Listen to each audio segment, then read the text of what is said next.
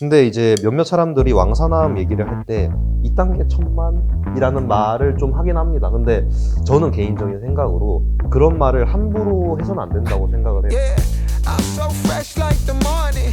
Mouth wide open like they yawning. Every time they see me, they in G-Shock. Homie, this is too far. Homie, I feel too alive. You can see me like Illuminati. You can see me like Illuminati. But I'm shining so bright, so bright. Don't come and try to share some of this light, no. Give me a beat and I control it like a maestro. Ladies on a mission, they be trying to get me wiped up. Shawty, wait a minute, keep coming with it. Keep coming with it. Keep coming with it. Place your bets on us. Get your money and flip it. 가끔 그런 사람들 있죠. 영화를 그냥 보는 게 아니라 아주 깊게 파고드는 사람들. 우리는 그런 사람들을 시네필이라고 부릅니다. 그런데 꼭 그 정도는 아니더라도 영화에 관심 많고 보고 나면 누군가랑 얘기하고 싶어지는 순간들이 있잖아요. 그래서 저희는 그런 순간을 느끼는 사람들을 시네피라고 불러보려고 합니다. 영화를 가볍고 누구나 이해하기 쉽게끔 이야기하는 시간. 푸름의 첫 번째 정규 프로그램 시네피 지금 시작해 보겠습니다. 와우. 자, 본격적인 시작에 앞서서 오늘 게스트로 나와주신 두 분부터 소개를 해드릴까 합니다. 저희 푸름처럼 누구보다도 영화를 사랑하고 영화에 대한 깊은 관심이 있는 분들입니다. 영화 제작팀 오라이프의 두 분 모셨습니다. 안녕하십니까? 안녕하세요. 네, 안녕하십니까. 네, 저부터 소개를 해보도록 하겠습니다. 저는 진행을 맡은 동국대학교 영화과에서 영화 공부하고 있는 이원준이라고 합니다. 반갑습니다. 네. 두 분도 자기소개 한 번씩 해주세요. 네, 뭐 저부터 하도록 하겠습니다. 네. 이거 보면 되나요? 네. 네, 저는 올해로 이제 4년째 영화를 하고 있는 지금 저번 주에 9번째 제 독립영화 촬영 들어간 독립영화 감독 이주평이라고 하고요. 오라이프 팀장을 맡고 있습니다. 반갑습니다. 저는 촬영 감독으로 지금 하고 있고 3편 정도 촬영해 왔습니다. 그리고 예산 필름 소속으로 이제 촬영을 하고 있는 촬영 감독 지망생 안윤우입니다. 혹시 좀 긴장하셨나요? 긴장되죠? 이게 뭔데? 기는 뭐야? 왜 여기다? 긴장되면 쌓이냐. 긴장되면 쌓이네. 오케이. 그럼 이제 텐션을 좀 올려서 올려야 얘기를 돼요. 해볼까 합니다. 왜 우리가 영화 꿈나무라고 할 수도 있을 것 같아요. 어쨌든 영화를 지금 찍기도 하지만 같이 또 배우고 있으니까. 근데 이제 저도 그렇고 이제 두 분도 그렇고 영화의 꿈을 좀 많이 꾸우면서 오랫동안 근데 가장 많이 들은 얘기가 한국 영화 망했다 라는 말이 아닐까라고 생각을 하는데 그분 혹시 동의하시나요? 이런 말? 한국 영화 망했다. 근데 저는 어느 정도 동의하는 것 같습니다. 진짜. 그 말 자체에 동의를 하시는 근데 그 말 자체에 동의하는 거죠. 네. 저는 지금 희망이 없다고. 그러니까 망했다가 아니라 희망조차 없다. 그러니까 지금 현 상황에 봐서 그치. 사실 제 질문의 의도는 이 말을 많이 들어봤냐 이 얘기였는데 이제 초반부터 한국 영화 망한 것 같아요 라고 이야기를 해버리시니까 그렇군요. 알겠습니다. 최근에 또 왕가 사는 남자가 좀 어느 정도 흥행을 했었잖아요. 그쵸. 벌써 1,500만이 넘었다고. 1,700만 가까이 가고 있다고 들었어요. 네. 2년 만에 1000만 영화 아닌가요? 그쵸, 네. 그쵸. 그쵸. 아마 그 마지막 1000만 영화가 파묘로 전 알고 있어요. 그래서 그 이후에는 극장 산업 자체가 많이 어려워진 상황이다 보니까 원래는 그 극장 산업이 안 좋아진 게 다 OTT 때문이다 라는 말을 했었어요. 근데 이번에 왕가 사는 남자가 1000만을 넘으면서 어쩌면 그 무조건 OTT 때문이다 라는 말을 깬 케이스가 아닌가 라고 생각을 해요. 왕가 사는 남자 어떻게 보셨어요, 두 분은? 저 같은 경우에는, 그러니까 짧게 얘기할게요. 네. 짧게. 그러니까 왕가사는 남자는 그냥 되게 재밌게 봤어요. 근데 제 취향은 아니었단 말이에요. 저는 그 사극이라는 장르 자체를 별로 안 좋아하는 편이에요. 취향은 있을 수 있잖아. 그래서 이제 왕가사는 남자도 그냥 여자친구가 보자고 해가지고 그냥 본 건데, 네. 왜 여자친구가 언급하면 안 돼요? 하셔도 돼요. 네. 그냥 사랑하고 미안. 어쨌든. 씨 보고 계시죠? 그래서 왕가사는 남자를 보러 갔었어요, 그렇게 둘이. 근데 전 사극을 싫어하는 제가 봐도 그냥 재밌다 정도였던 것 같아요. 근데 이제 그냥 생각을 하자면 이 영화가 왜 1000만이 되냐. 그러니까 이 영화는 그냥 한국 사람들의 한국 정서에 맞는 영화인 것 같아요. 그냥 그 스포를 하지 않는다면 감동적인 그 포인트들이 그냥 딱 1000만, 그러니까 대중성이 있는 작품이지 않았나. 저는 그렇게 정도만 평가할 것 같습니다. 저는 개인적으로 약간 초반 세팅이 좀 재밌었던 것 같아요. 그러니까 뭐라 해야 되지? 어떻게 보면은 잠깐만 왜 우드프 말을 못하겠어. 뭐야? 혼자 잘하다가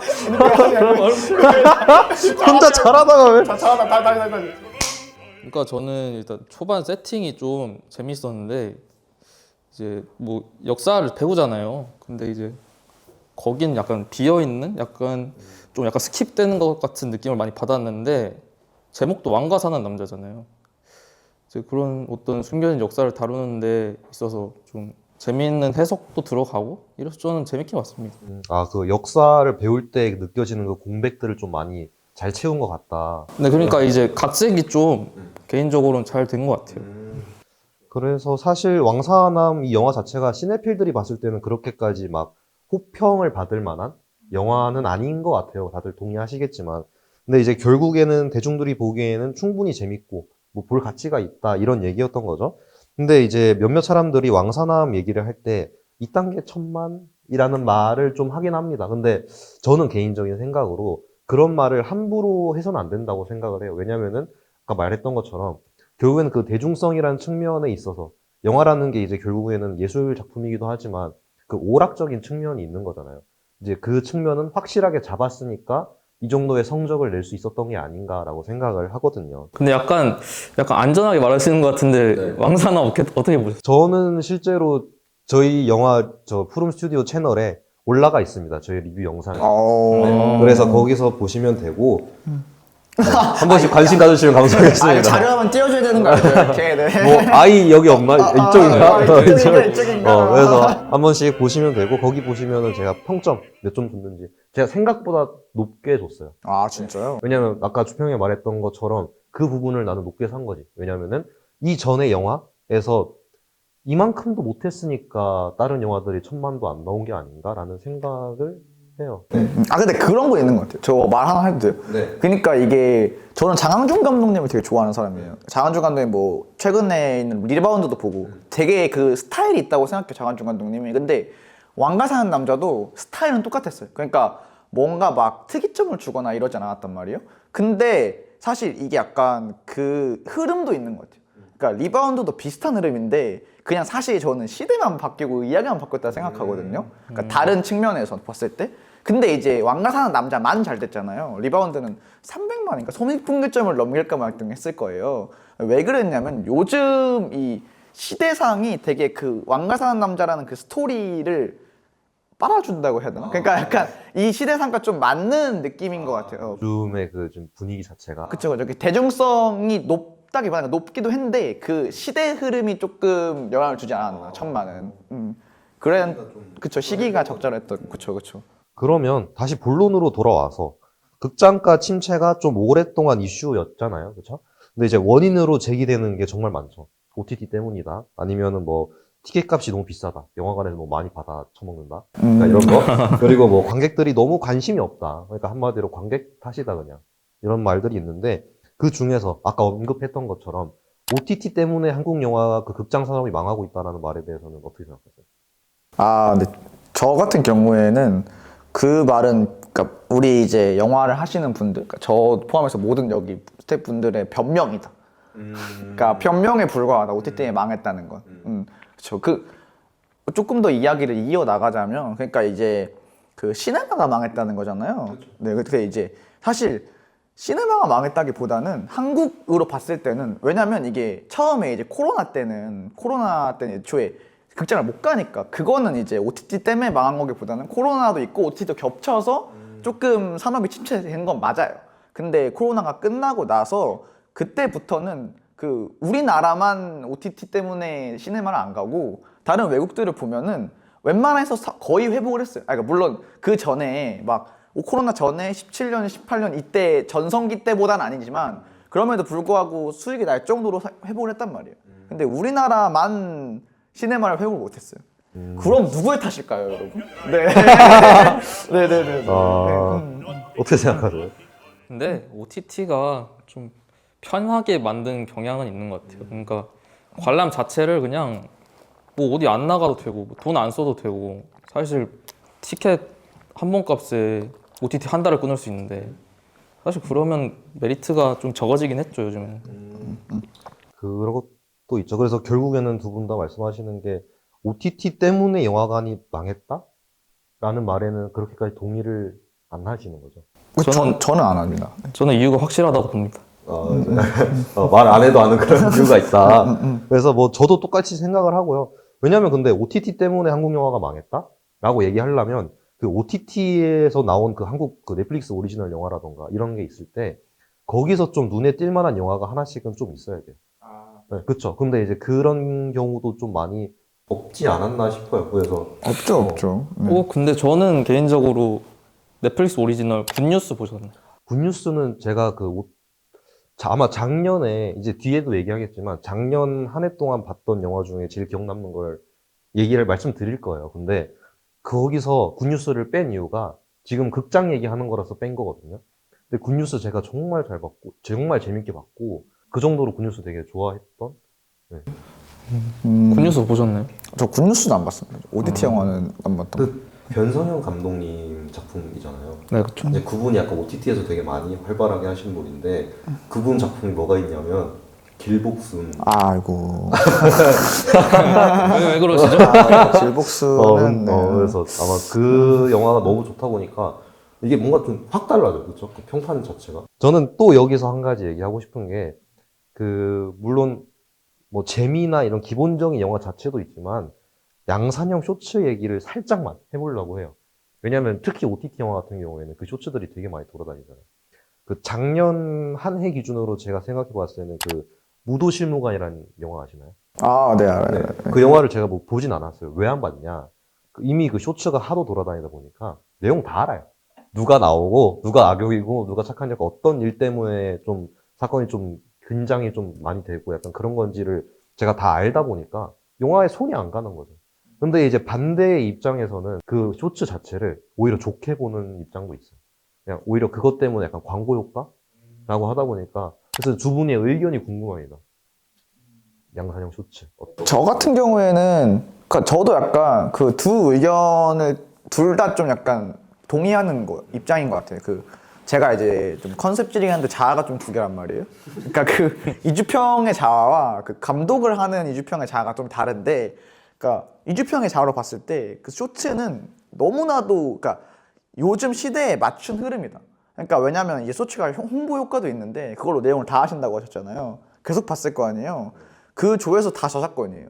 그러니까 사실 돈이 그 사람들한테 안 벌리는 게 아니란 말이에요.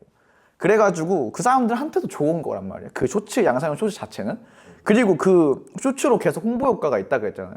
그것도 너무나 맞는 말이에요. 그러니까 이게 막 안 되는 영화들 있잖아요. 그러니까 뭐 진짜 뛰어난 영화들도 홍보가 안 되면 사실 그러니까 누가 안 보면은 그게 영화로서의 가치가 없는 거잖아요. 근데 쇼츠로서 이제 보게 된다는 것 자체가 이게 엄청난 큰 효과를 불러일으키기 때문에 너무 좋게 이제 생각을 합니다. 근데 약간 감독의 입장에서 봤을 때 쇼츠가 너무 별론 게 뭐냐면, 그러니까 말했잖아요. 이 내용을 다 한다고. 그러니까 여러분 영화는 있잖아요. 그 처음부터 끝까지 보는 그 맛에 보는 거란 말이에요. 그러니까 그 1시간 반을 우리가 그 세계에 들어가서 거기서 감독들이 만들어낸 연출적인 장치를 통해서 우리가 그 세계에서 무언가를 느낀다. 이게 영화의 매력이란 말이에요. 제가 생각했을 때 감독으로서. 근데 쇼츠는 그걸 방해하잖아요. 되게 우리의 의지가 아니라 알고리즘에 의해서. 그런 측면에서 봤을 때 예술가 입장에서는 그거만큼 이제 이단화가 없다. 그러니까 그거만큼 빌런이 없다. 악마가 없다. 그런 거죠. 그러니까 약간 그 두 가지에서 조금 고민을 하게 되는 것 같아요. 저도 상업적인 측면에서는 쇼츠를 하는 게 맞죠. 너무나 큰 홍보 효과를 불러일으키니까. 근데 이제 예술적인 측면에서, 그러니까 제 독립 영화를 쇼츠 양산화를 한다고 한다. 그러면은 저는 안 하고 싶을 것 같아요. 네. 저는 개인적으로 양산형 쇼츠에 악감정이 있습니다. 왜냐면은 낚시를 한두 번 당한 게 아니거든요. 낚시까지. 낚시를 당했다. 그러니까 이제 재밌는 부분만 딱 잘라서 하잖아요. 이제 뭐 정확히 영화가 기억은 안 나는데 몇몇 영화가 그 재밌는 엑기스만 뽑아 놓으니까 거기서 흥미가 와서 이거 봐야겠다 했는데 이제 봐놓고 봤더니 이게 뭐야, 이게 약간 그런 게 좀 있어서 저는 그냥 시청자 입장으로서 약간 양날의 검이지 않나. 그죠. 발견의 기회이기도 하지만 이제 낚시기도 한 약간 아, 그렇죠, 그렇죠. 그러니까 딱 양날의 검이라는 표현이 맞는 것 같아요. 그 쇼츠라는 것 자체가. 근데 이게 살짝 그런 약간 윤리적인 문제라고 해야 될까요? 왜냐면은 그거를 제작사에서 풀어주는 것도 있지만 거의 대부분은 그냥 일반인들이 좀 약간 불법적으로 클립을 따서 약간 법을 교묘히 피하는 거죠. 왜냐면 쇼츠는 약간 걸리는 그 제한이 좀 적다 보니까. 그래서 그런 것 때문에 또 살짝 좀 그런 건 있어요. 왜냐면은 만약에 형이 만든 영화를 막 제작을 했어. 형이 만약에 그 쇼츠를 만들어서 푼다라고 했을 때는 뭐 그러려니 하겠는데 아예 제3자가 얼굴도 모르는 사람이 가서 이 영화 괜찮은데? 막 잘라서 막 갖다 풀어. 그러니까 이랬을 때 약간 그런 윤리적인 문제를 생각을 해서라도 이게 그냥 맞는 건가 싶어요. 왜냐면은 최근에 그거를 조장하는 이걸로 돈 버세요 하는 그 광고를 내가 본 거야. 아, 네, 그런 뭔지 거 알죠? 있죠. 그렇죠, 그렇죠. 그래서 이게 좀 윤리적으로 맞는 문제인가 싶기도 하죠. 아니, 이거, 저 먼저 얘기해도 돼요? 네. 근데 이거는 사실, 그러니까 그 윤리적인 문제를 우리가 고민할 것도 고민할 건데, 사실 이거는, 이런 얘기 하셨잖아? 약간 정부의 탓이 아닌 거. 그러니까. 아니, 듣고 있나? 아니, 잠깐. 아니, 제가 알아서 멘트하고. 나 여기 모자이크 좀. 이것만 딱 따라서 이것만 쇼츠로 올려야겠다. 잠깐만. 그러니까 그게 아니라, 그러니까 이게 그러니까 딱 얘기했잖아요. 제3자가 풀어도 그게 저작권료가 들어오면 사실 누가 뭐라 그래요? 오히려 홍보효과 나올 수지. 근데 이제 그러니까 음악이랑 비슷하게 보자 이거야. 음악도 대중예술이잖아요. 음악도 그 저작권이 있는 음악들은 다 잘려요 유튜브에서. 이런 얘기 유튜브 얘기해도 되죠? 네, 유튜브에 올릴 거예요. 그쵸. 네네 막 그런 거 있잖아. 어쨌든 뭐 인스타 이런데 돌아다니는 거 있잖아요. 그런 것들 음악들은 진짜 저작권 다 꼬박꼬박 들어오고 쇼츠도 그 다 들어온단 말이지. 그러니까 2-3초만 써도 들어올 거예요 음악들은. 근데 이게 영화가 조금 저작권에 대한 그 풀이 약간 약한 것 같아. 그것도 맞아. 그래가지고 이건 사실 그러니까 지금 정부를 얘기하는 게 아니라 그러니까 그 법의 문제가 좀 있지 않나. 네. 저는 그렇게 생각해요. 그럼 다시 돌아와서 한국 영화 자체를 좀 더 얘기를 해볼게요. 그럼 제가 생각할 때는 그 영화관 자체가 앞서 말했듯이 뭐 OTT 때문도 있지만 그냥 한국 영화에서 영화관 가서 볼 만한 영화 자체가 좀 많이 없지 않았나라는 생각이 들어요. 제가 작년 한 해를 기준으로 영화관 가서 봤던 영화 그 한창 그 고3 입시 기간임에도 불구하고 봤던 막 수많은 영화들 중에서 기억나는 게 딱 3개 정도 있는 것 같아요. 영화관 기준. F1, 주토피아, 그리고 어쩔 수가 없다. 이 정도. 그리고 뭐 F1이나 어쩔 수가 없다 같은 영화 그런 경우에는 제가 재관람을 했거든요. 그래서 그만큼 이제 재관람을 해서라도 돈을 다시 주고서라도 볼 만한, 보고 싶은 그런 영화들. 그러니까 대중들 입장에서 돈을 투자했을 때 아깝지 않은 정도의 영화들 있잖아요. 그런 거는 대중들이 그냥 쉽게 볼 수 있을 만한 그런 가치가 있다고 생각을 하거든요. 근데 이제 작년 한 해 기준으로는 그런 게 많이 없지 않나. 네. 그러니까 돈이 너무 아까운 거지. 가서 돈 주고 보기가. 그러니까 이제 사람들이 영화가 끝나고 나오면서 18조8 하는 그런 상황들이 생기지 않나라고 생각을 해요. 그쵸. 근데 이건 이제 윤호부터 먼저 얘기합시다. 영화 광이시잖아요. 또 작년에 영화 되게 많이 보시지 않았나요? 작년 영화 많이 봤죠. 근데 이제 저 지금 딱 뇌에서 치는 건 없는데 최근에 시라트라고 아트하우스 영화거든요. 그거 재밌게 봤고 요번에 그 아카데미 상 받은 거 원배틀 애프터 어나더 보셨나요? 저는 아직 안 봤어요. 네. 아직 안 보셨나요? 그러니까 뭔가 기억에서 치는 건 많은 것 같은데 약간 그런 거 없는 거죠. 옛날 막 어벤져스 엔드게임처럼 이제 딱 대중 친화적인 거는 딱히 없었던 것 같아요. 작년 봤던 것 중에서. 근데 그쵸. 저도 그러니까 방금 이제 말씀하신 그 3개 있잖아요. 심지어 근데 너무 완벽한 게 장르가 다 달라. 애니메이션, 해외 영화, 한국 영화야. 레전드인데 그러니까 이제 한국 영화가 어쩔 수가 없다 하잖아요. 그래서 저는 어쩔 수가 없다 되게 재밌게 본 사람인데 사실 어쩔 수가 없다도 박찬욱이라는 이름이 아니었으면 봤을까? 봤을지 안 봤을지는 솔직히 대답을 못 하겠거든요. 근데 그것도 있다. 박찬욱 감독이 아니었으면 영화관에 걸리기가 쉬웠을까라는 생각도 그쵸. 들기는 해요. 아니 제 생각에 못 만들었어요. 그 자체를. 그거 맞긴 해요. 그것도 맞아. 그러니까 원준이가 얘기한 딱 그 3가지가 그거잖아요. 그러니까 너무나도 대중적인 애니메이션이랑 그리고 그 해외에서 그 스포츠를 심지어 따온 F1 그리고 마지막이 우리나라 최고 스타 감독. 그러니까 사실 어떠한 타이틀이 있는 영화들이지 영화 자체로서 기억에 남는 게 저는 없어요. 저는 작년에 기억에 남는 게 그 세 개 빼면은 저도 그러니까 재작년에 나오긴 했지만 저는 작년에 본 그 황금종려상 받은 아노라 션 베이커 감독의 아노라밖에 생각이 안 나는데 그거 말고는 딱히 영화관에서 재밌게 봤다. 전 영화관을 잘 안 가기도 했거든요. 그러니까 홍보조차 잘 안 돼가지고 저는 네 그래서 작년에 진짜 없던 것 같은데 아예. 최근 진짜 최근 그 두검사란 영화 아세요? 아, 예. 그게 지금 아마 아카데미 초청이 됐나? 그리고 또 이제 그 이동진 평론가가 5점을 준 그런 영화인데 그런 영화가 저는 그 영화관에서 좀 많이 상영이 돼야 된다 생각을 해요. 근데 제가 그거를 딱 이런 영화가 있구나, 두검사라는 영화가 있구나라는 걸 알고 이 영화관을 가서 봐야겠다는 생각이 들어서 찾아봤어요. 찾아봤는데 제가 경기도민이잖아요. 우리 집 근처에는 없는 거야. 이거를 상영하는 극장이. 집 근처 영화관이 2개가 있는데도 없는 거예요. 그 상영하는 극장이. 그래서 서울로 와야 되고. 그래서 약간 그런 것도 있지 않나? 저는 심지어 지방 사람이잖아요. 네, 맞네. 저는 대전 살아요. 대전 살아서 근데 대전은 그냥 없음. 그러니까 우리 집에서 영화관 가는 것도 30분 걸려. 근데 그 30분 걸려서 간 영화관에도 없어. 그러니까 서울까지 와야 돼. 서울까지 왕복 3만 원이야. 3만 원. 그러니까 영화 보려면 5만 원 써야 돼. 근데 이런 측면에서는 살짝 극장 쪽에도 살짝 문제가 있기도 하겠네요. 근데 조금 더 딥하게 더 얘기를 끌어 나가자면, 그러니까 지금 계속 주제가 그거잖아요. 한국 영화 왜 망했는가? 왜 망했어요? 근데 이게 OTT 때문에 아니래. 그러면은 이제 한국 영화의 문제냐 여기까지 온 거잖아요. 근데 저는 여기서 뭐가 문제라고 생각하냐면, 그러니까 이 한국 스태프들이 문제는 아니라고 생각해요. 그러니까 감독들이. 왜냐면 감독님들은 되게 자기만의 생각을 펼칠 수 있는 사람들이고, 뭐 우리도 그렇지만 우리보다 훨씬 뛰어난 사람들도 엄청 많잖아요. 근데 사실 우리 한국 영화가 되게 지금 잘 안 되고 있다고 생각이 드는 게 뭐냐면 이런 얘기를 좀 논란인데 위가 좀 문제예요. 그러니까 너무 고였다? 그러니까 고인 것도 고인 건데, 그러니까 이게 우리나라 시스템을 봐야 돼, 얘들아. 그러니까 너 지금 다 갑자기 나한테 얘기하니까 이거는 좀 약간 손절감을 갖고 있는 거 같아. 근데 그걸 아셔야 돼요.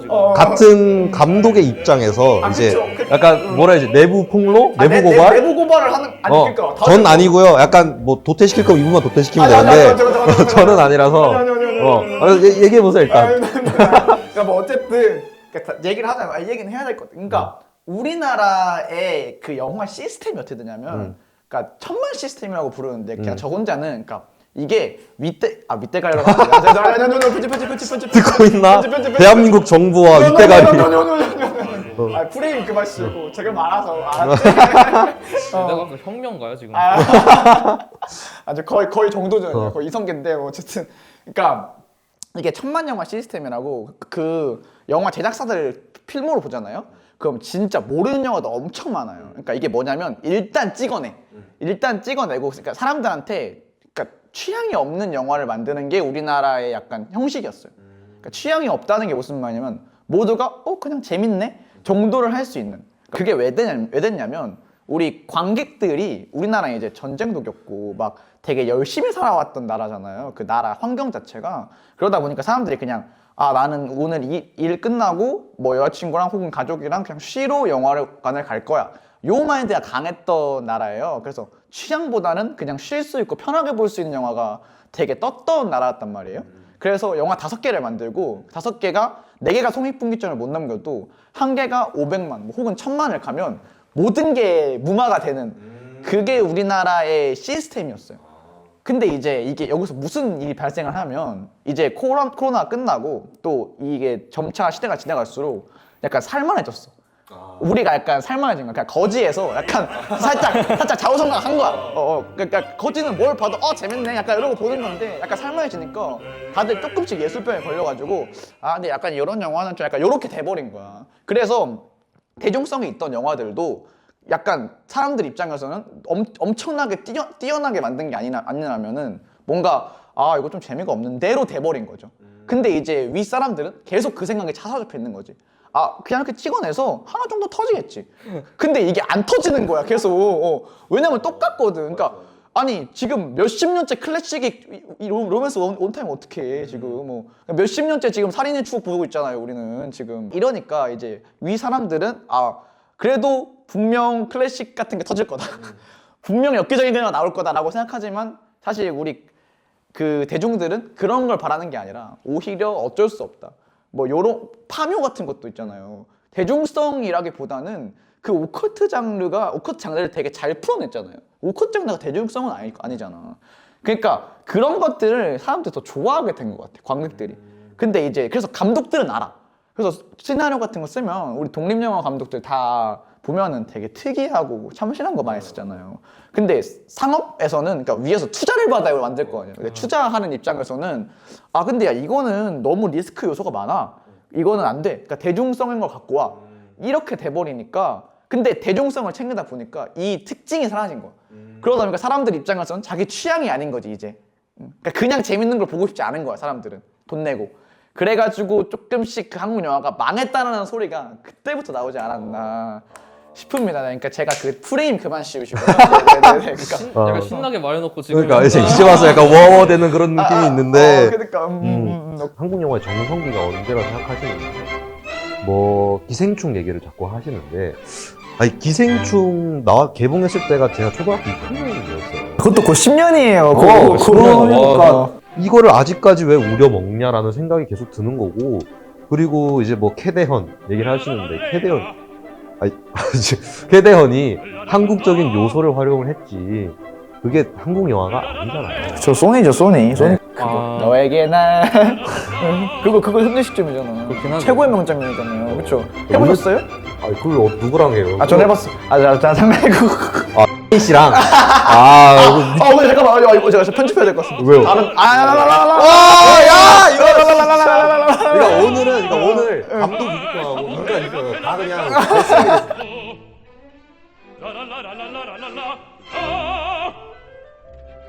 Ah, che bel vivere, che bel piacere, che bel piacere per un barbiere di qualità, di qualità.